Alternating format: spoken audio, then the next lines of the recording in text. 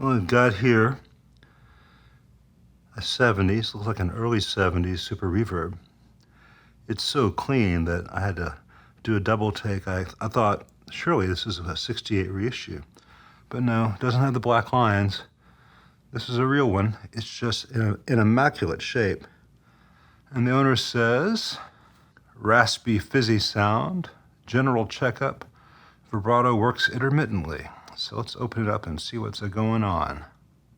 Well, as I pulled the chassis out, I saw that the baffle was a separate piece glued, the frame that holds the grill cloth was a separate piece velcroed to the actual baffle. So I knew it was a late 72 at the earliest, and the transformers all say 74. So it's in really good shape. My immediate concern with anything post 73 is heavy wax that becomes conductive on the board. Let's see what's under the doghouse can, and we'll go from there. Well, I can tell that work has been done on this amp because I've got a negative, positive, positive, positive, positive written here. So someone's been in here. I'm not particularly a big fan of techs who have to write on the chassis to know how to fix a fender as far as the polarity goes. I prefer to write notes to myself on paper. You know, I keep notebooks. I don't need to write on the actual amplifier. Someone's mileage obviously varied. In the grand scheme of things that can go wrong with amps, a little extra pencil lead is not one of the major concerns. So. I am not left-handed. Okay. Well, no real surprise, it's been recapped. And I'm glad to see that the polarity is correct. Kendrick label caps. Who knows what they actually are beneath that vanity coating. This one's got some light gray at the end where the others have black. It doesn't necessarily mean that there's a problem with it. I'll measure them. I don't like the way the leads look on these things. I already discharged everything, by the way, didn't show that, so I'm not gonna get zapped. But do as I say, not as you see me do, as far as that stuff goes. There's a lot of stuff that goes into these amps that I don't necessarily put in every video. Maybe every few videos I will do the how to discharge or reminders that you need to check it. But you know, I'm an amp tech, I'm not Fred Rogers. I'm not here to coddle. By and large, you should not do what you see me do in these videos unless you're on your about 47th rodeo and you're ready to step up to old tube amps. Let's flip it over and see what we see. Well, inside, almost everything is stock aside from the electrolytics, which are all different kinds of sprigs. And that's probably fine still. Let's see if I can get a date code off these atoms in the bias. 2013, so odds are all the electrolytics are still fine. Given that it's 1974, you can see a ton of wax on this board. You can see that here and here and here, original coupling caps have been replaced with good quality ones, and down to the left of where you can see now the 3 LFO caps in the tremolo circuit, vibrato circuit, have also been changed out. I could almost bet you, it's impossible to win or lose that bet now because the old parts are long gone, but I would bet you pretty good money that the original parts here that were changed out were absolutely fine, and what the problem was DC built up on this waxed board, and when they heated these eyelets up to change these caps, the problems of the DC leakage temporarily went away. And so the tech would think, oh, the new cap fixed it. No, it was the heating that fixed it. And if this work was done in 2013 along with the filter caps, that problem's probably still back with the new caps. So let's power this up and listen to both channels and listen to the vibrato. And I bet we'll find some DC built up on this board in this old wax. And that's probably going to be, if not the main thing wrong, certainly a contributor. It could also be some tubes. It's got the RCA rectifier and power tubes still from 1974, most likely. is a 5V4GB and the two 6L6s. If those RCAs are good, they're fantastic tubes, but they're almost as old as I am. Let's see, as far as the preamp tubes go. JJ, RCA. What's this one? Another JJ and V4, JJ and V5, RCA 12AT7s, all the others are JJs. Any one of those tubes could be bad. And let's hope that the RCA 12AT7s are still good, because those were fantastic tubes to begin with. Though the Reverb driver 12AT7 in these amps particularly has a hard life. Let me hook this up and we'll hear it and we'll see if we can replicate what the owner is experiencing. Okay, nothing plugged in. Let's see if there's any noise on either channel. It's that putted I've been having in the last couple of weeks, but doesn't seem to be any problem with how the jacks are normaling, so that's good. And that putted goes away if I shield. So I need to figure out what's going on in my setup that's causing that, but I've got the treble and bass turned to noon. We're going to use an SG as today's signal generator.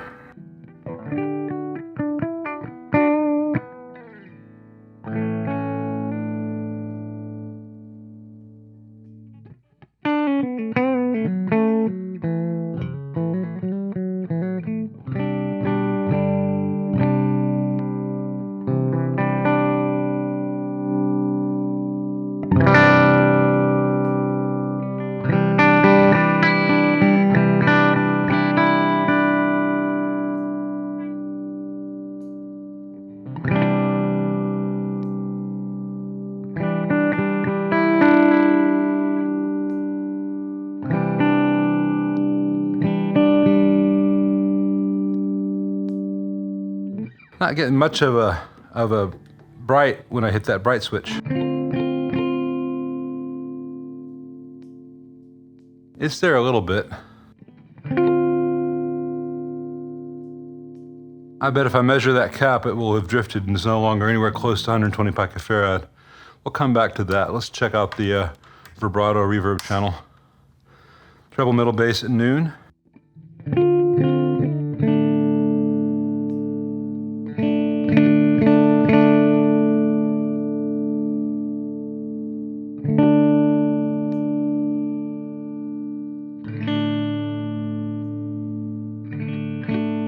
A little more pronounced effect of the bright cap on that channel, but not as much as I would normally get.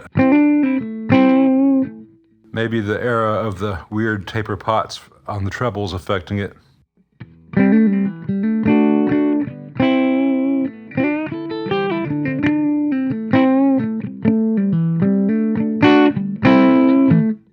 So far, the amp is sounding exactly as you would hope it would.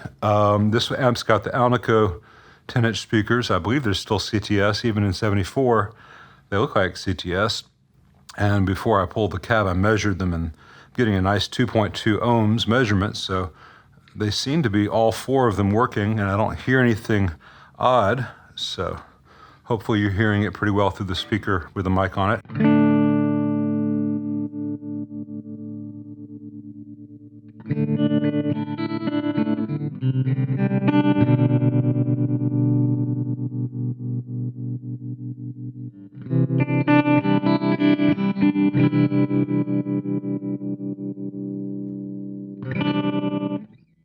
Rapid changes in the tremolo speed introduce a lag. That's because the tech used the 25 microfarad bypass cap there on V5B rather than the 5 or 4.7 microfarad that Fender actually switched to at some point. Though they were inconsistent. They would switch back and you get tremolos that don't change speed smoothly.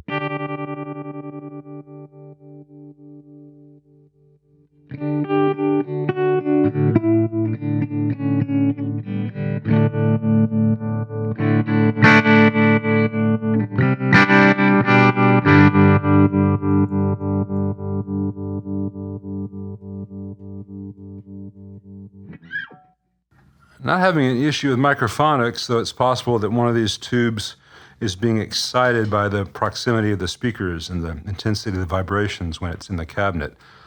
Initially, though, everything seems very healthy. I'm not getting any of those ugly sounds he described. It may be that things need to warm up. I'm not even hearing things that make me think that there is necessarily a bunch of DC built up in the board. Though now is a good time to find out. I might have lost that bet, though it's a pretty safe bet on most of these 74s, and late 73 through 76 seems to be the worst period. Let's see what I measure.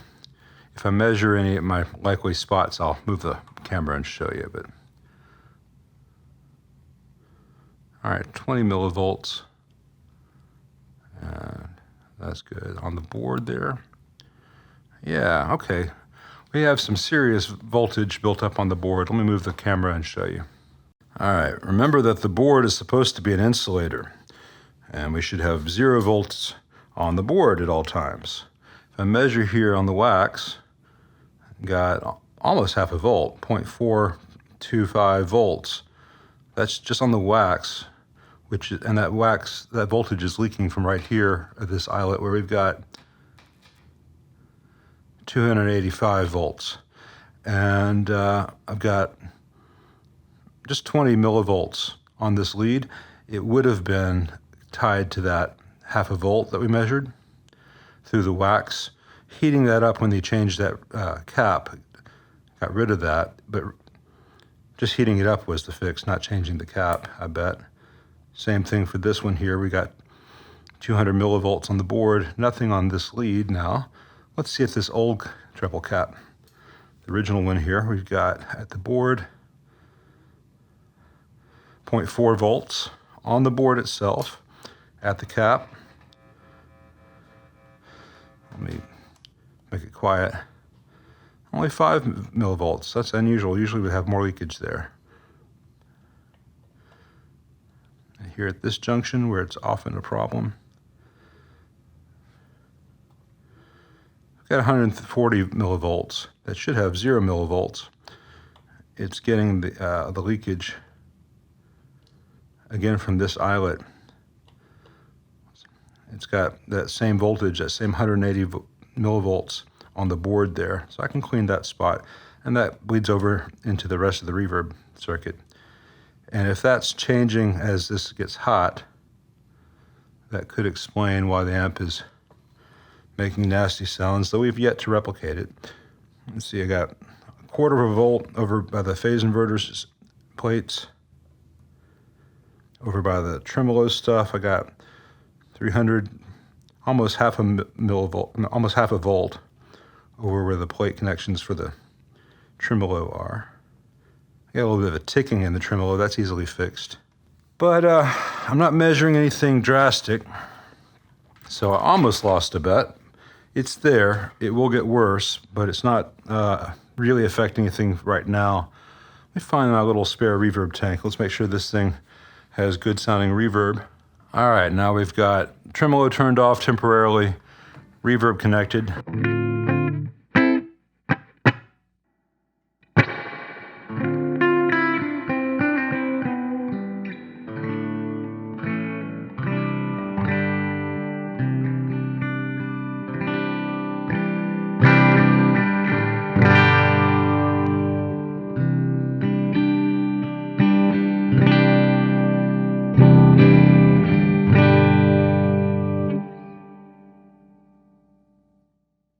And that all sounds good too.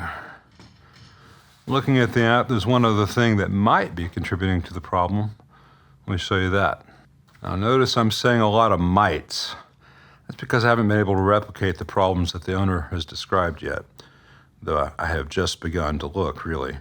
But all these grounds made to transformer mounting hardware, these are not trustworthy, particularly when things get hot, because metals expand and contract at different rates, and the weight of this transformer can pull things, and things which are fine on the bench like this may be problematic when it's all suspended in air and getting warm and vibrating. So you've seen me move these kinds of connections straight to the chassis before. That may be the fix here. And I need to examine every other major ground in the amp. They do pull loose over time as things flex. Even different bits of metal do flex given enough time. But so far, everything looks very promising, and I'm not able to replicate the problems. So it's time for me to call the owner and get more information.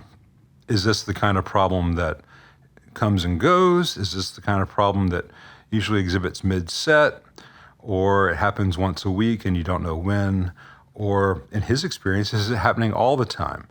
And I don't say this to say there's nothing wrong with the amp, but I have had a lot of clients who have had environmental causes of noise in their house or their practice room or their playing environment, rehearsal rooms, home alarm systems, dimmer switches, refrigerators, air conditioners. All these things can put noise on the AC coming into the amp, and then you think you have a problem with the amp. Even here, I've got a putida that will go away as soon as I shield it.